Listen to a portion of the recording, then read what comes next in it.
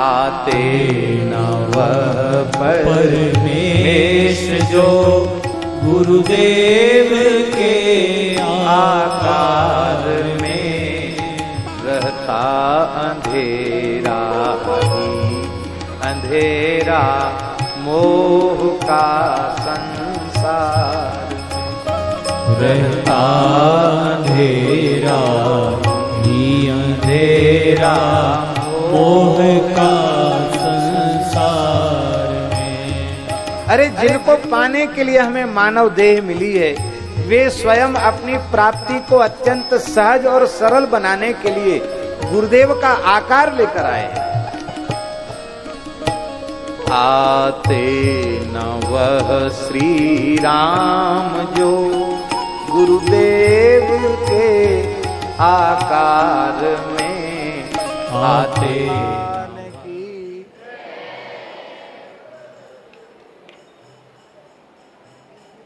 की नाथ भगवान की, श्री रैवासा धाम की,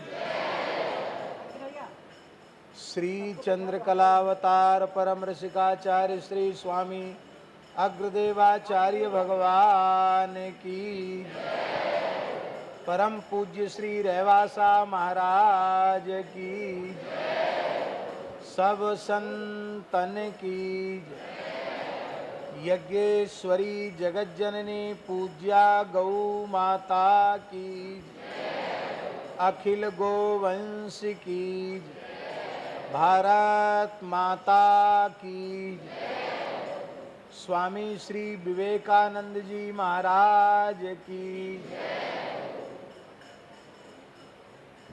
श्री राम जय जय राम,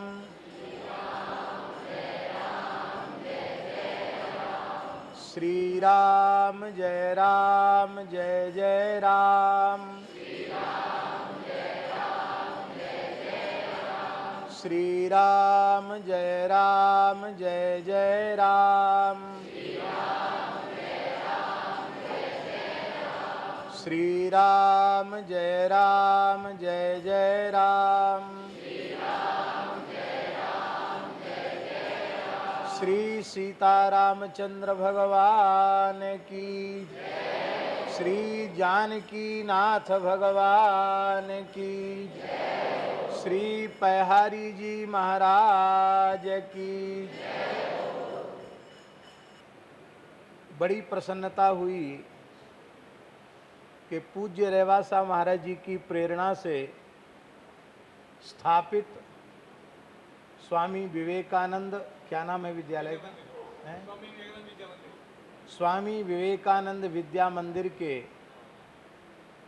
शिक्षार्थी छात्र छात्राएं श्री जानकी नाथ भगवान की चरण सन्निधि में श्री रैवासा धाम में गुरु पूर्णिमा के पावन अवसर पर उपस्थित हुए। आप सबने श्री जानकी नाथ भगवान का दर्शन किया और उनके सन्मुख बैठ करके संकीर्तन भी किया। इन सबको बटवृक्ष का दर्शन करा दिया ना यहाँ?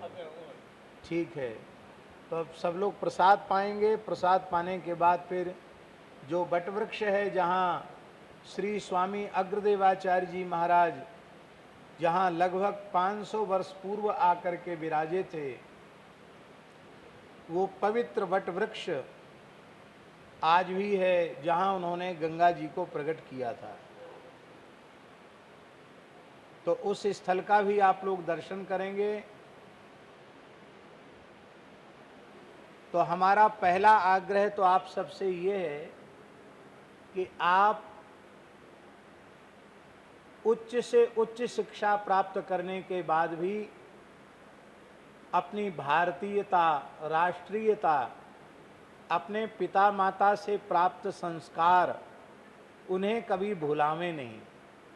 उन संस्कारों को जीवन भर आत्मसात करें। जैसी असभ्य भाषा का उन लोगों ने प्रयोग किया, शायद अपने परिवार में भी वे ऐसी भाषा का प्रयोग नहीं कर सकते थे। आज भी उनको इकट्ठा करके कहा जाए कि तुमने जो वहाँ कहा वो यहाँ कहो तो नहीं कह सकते हैं। तो क्या शिक्षा का प्रयोजन यही है क्या? शिक्षा को भगवान की नासिका माना गया है। पारिक जी, हमारे यहाँ वेद के 6 अंग हैं, वो षडंग पुरुष परमात्मा श्री जानकी नाथ जी ही हैं। उनमें वेद का एक अंग है शिक्षा। कौन सा अंग है? शिक्षा। तो शिक्षा को क्या माना गया? शिक्षा घ्राणम तु वेदस्य, वेद भगवान की नासिका का नाम है शिक्षा। नासिका समझते हैं आप लोग? नाक। वेद भगवान की जो नाक है उसे हमारे धर्म शास्त्र के अनुसार शिक्षा माना गया। आप कल्पना कर सकते हैं कि मनुष्य के शरीर में नाक का, नासिका का कितना महत्वपूर्ण स्थान है। नाक जिसके न हो, नाक जिसकी कट गई, उसे हमारे यहाँ नकटा कहा जाता है। क्या कहा जाता है? नकटा। पुरुष होगा तो कहा जाएगा नकटा, और स्त्री होगी तो कहा जाएगा नकटी। तो नकटा नकटी इनका दर्शन भी निषिद्ध कहा गया है। ऐसे व्यक्ति का मुंह नहीं देखना चाहिए जिसकी नाक कटी हुई हो। लोग कहते हैं हमारे बच्चों ने हमारी नाक बहुत ऊंची कर दी, बहुत कहते हैं हमारी नाक बहुत नीची हो गई।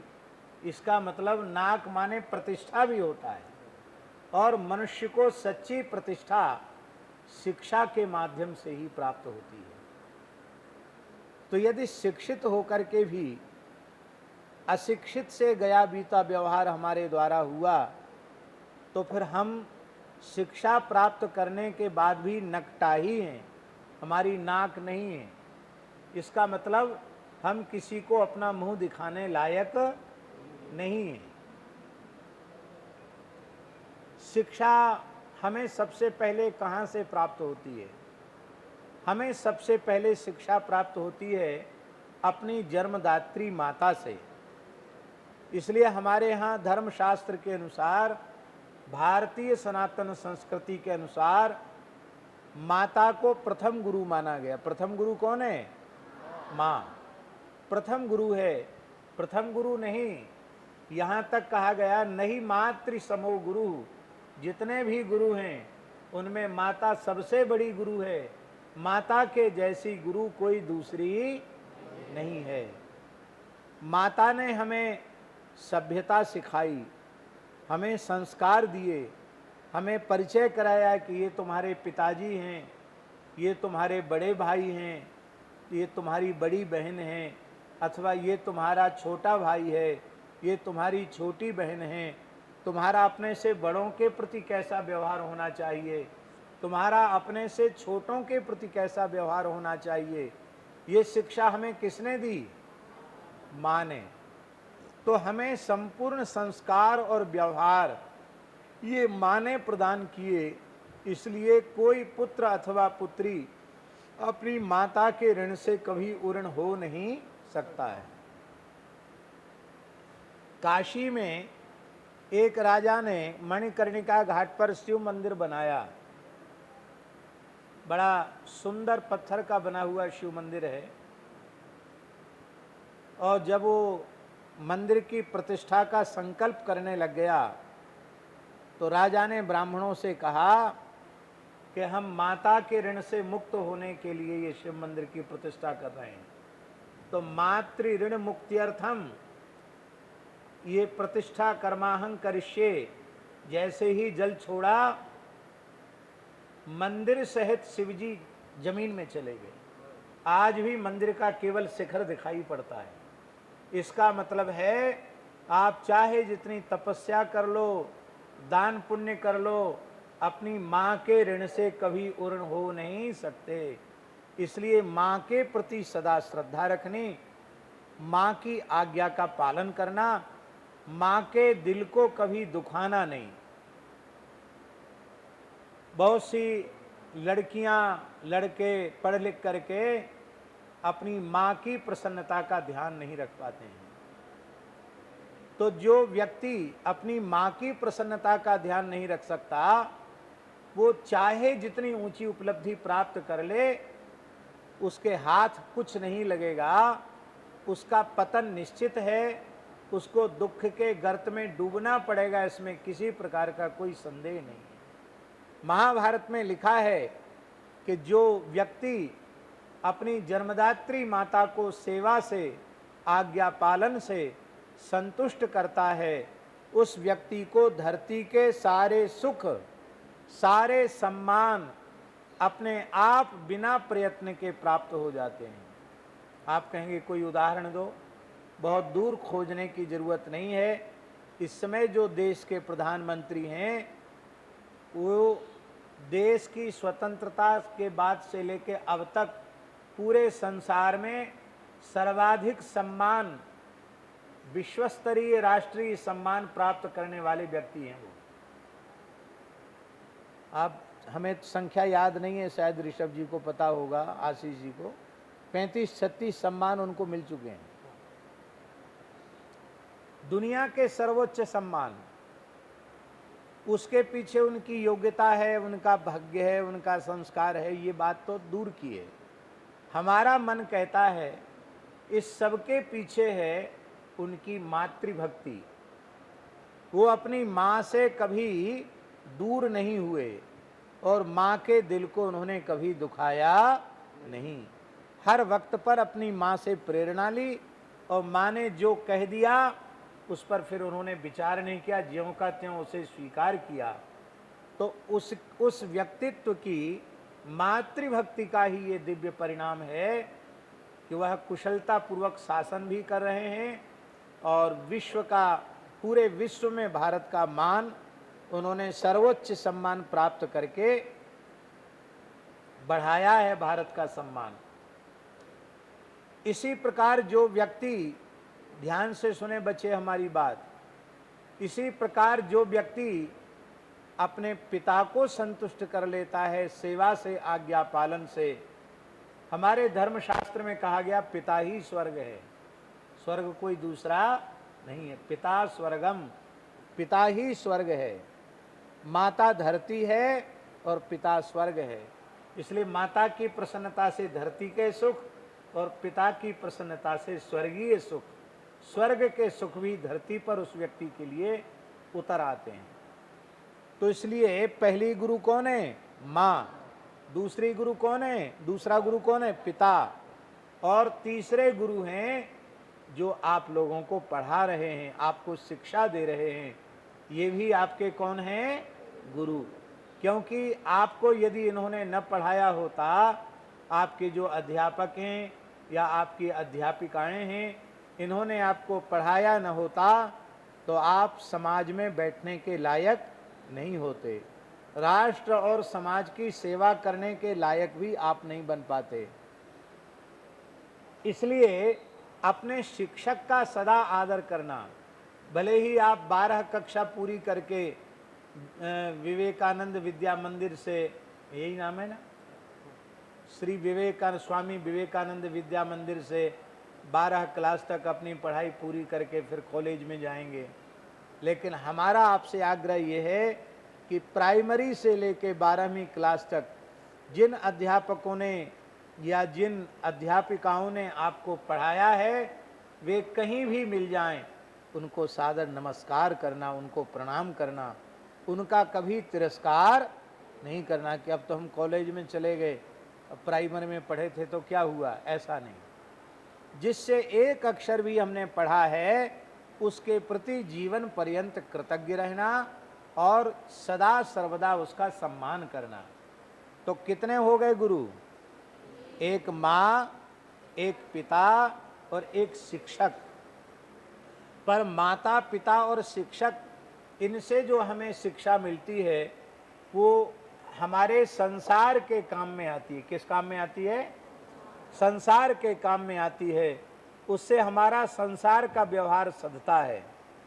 संसार का व्यवहार कब तक है? बहुत ध्यान से सुने हमारी बात। संसार का व्यवहार कब तक है? जब तक हमारा जीवन है। क्या है? जब तक हमारा शरीर है, जब तक हमारा जीवन है, तब तक संसार का व्यवहार है। इस शरीर की अवधि जब पूरी हो जाएगी, मृत्यु आ जाएगी, तो मरने के बाद फिर यहाँ की उपलब्धियाँ यहीं रह जाएंगी। वो कोई भी उपलब्धि हमारे काम आने वाली, संसार का कोई भी ज्ञान हमारे काम आने वाला नहीं है।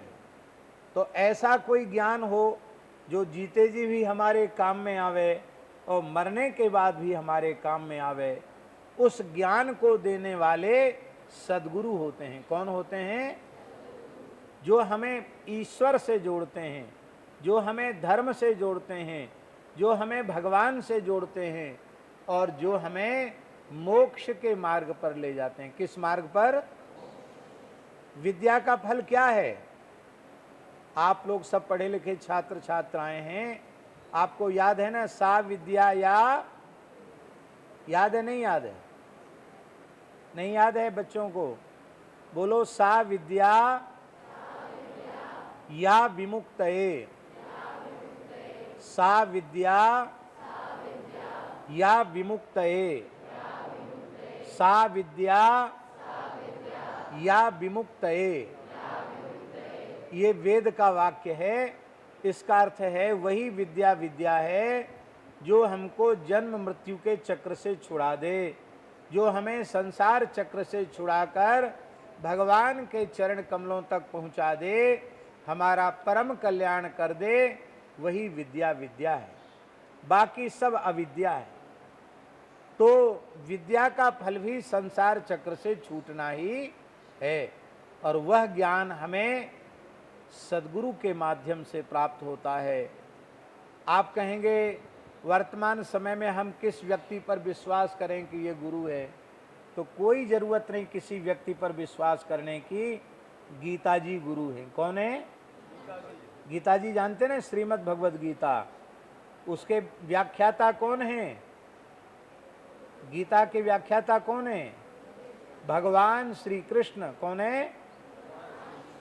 भगवान श्री कृष्ण का परिचय जानते हैं? कृष्णम वंदे, सारे संसार के गुरु कृष्ण हैं। तो आप गीता से प्रेरणा प्राप्त कर सकते हैं, आप रामचरितमानस से प्रेरणा प्राप्त कर सकते हैं। भगवान ने राम रूप में अवतार लेकर के, मनुष्य तो हमें भगवान ने बनाया, पर मनुष्य को कैसे जीना चाहिए ये भी भगवान ने रामावतार लेकर के हमें सिखाया। तो हमारी गीता गुरु हैं, हमारे रामचरितमानस गुरु हैं, हमारा श्रीमद् भागवत पुराण गुरु है, अर्थात हमारे धर्म ग्रंथ भी हमारे गुरु हैं। हमारे हिंदुओं में जो सिख संप्रदाय है, सिख परंपरा है, उन्होंने संतों की वाणी को ही गुरु ग्रंथ साहब कहा। क्या कहा? गुरु ग्रंथ साहब। गुरु गद्दी पर संतों की वाणी को ही विराजमान किया। इसका मतलब जो काम गुरुजी करते हैं वही काम हमारे सदग्रंथ भी करते हैं। इसलिए पढ़ते हुए भी 10 मिनट 20 मिनट ही सही गीता का कोई एक श्लोक, रामचरितमानस के 5 दोहे, ये अवश्य पढ़ने चाहिए। या कोई अच्छी किताब जिससे हमें अच्छी प्रेरणाएं मिलती हों, वो ज़रूर पढ़नी चाहिए। आप सबका खूब खूब मंगल हो। पूज्य रेवासा महाराज जी के श्री विग्रह का अभिषेक हो रहा है। हमको वहाँ उपस्थित होना चाहिए था, लेकिन महाराज जी का ही कार्य है। महाराज जी की प्रेरणा से स्थापित विद्यालय है और पारीक जी महाराज जी के बड़े अनन्य सेवक कृपा भाजन हैं। तो आप सबके उज्जवल भविष्य की हम प्रार्थना श्री जानकी नाथ जी के चरणों में करते हैं। आप लोगों में से कोई राष्ट्रपति भी हो सकता है, कोई प्रधानमंत्री भी हो सकता है, कोई राज्यपाल भी हो सकता है, कोई कलेक्टर मिनिस्टर भी हो सकता है। तो आपको याद रहेगा कि हम लोग जानकी नाथ जी के चरणों में बैठे थे, वहाँ हमें आशीर्वाद मिला था, हम अपने जीवन की इतनी ऊंचाई तक पहुँचे। आप सबका खूब खूब अभ्युदय हो, आप सबका कल्याण हो। आप अपने माता पिता गुरु इनका सदा आदर करें और कभी ऐसा काम न करें कि भारतीयता राष्ट्रीयता शर्मसार हो, लज्जित हो। ठीक है? श्री राम जय जय राम। श्री राम जय जय राम। श्री राम जय जय राम। श्री जानकी नाथ भगवान की रहवासा धाम की। श्री सालासर बालाजी महाराज की। श्री जीण माता की।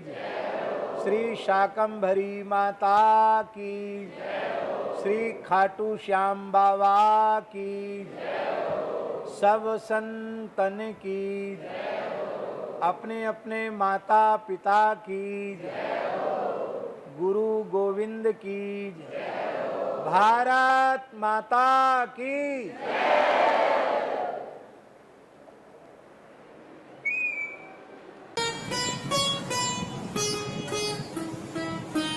श्री सीताराम प्रतिदिन सत्संग एवं दर्शन के लिए श्री महाराज जी के ऑफिशियल चैनल को जरूर सब्सक्राइब करें।